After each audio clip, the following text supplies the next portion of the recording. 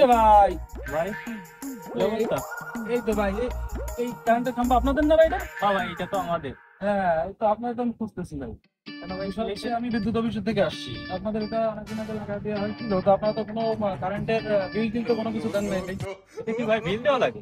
অবশ্যই এতে বিল দেওয়া লাগবে ভাই, এটা কারেন্টের জিনিস না, এটা কারেন্টের খাম্বা বিদ্যুৎ অফিস থেকে লাগা দিয়ে গেছে, আপনি এটা বিল দেন নাই ভাই, আপনার তো অনেক টাকা জরিমানা হয়েছে।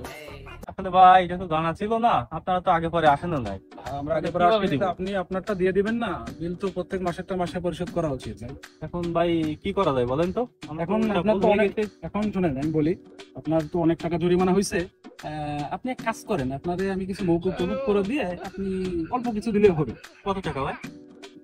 দেন আপনি 500 টাকা দিলে হচ্ছে ভাই, 500 টাকা দিলে আমি আপনি কাছের লোক 500 টাকা দিলে দেখে মুকুব ভালো করে লাগবে। দিবেন তো বাকিটা? হ্যাঁ হ্যাঁ ভাই, বাকি সব মৌকুব, আপনি 500 টাকা দেন আমি মৌকুব করে দিচ্ছি। তো ভাই ঠিক আছে,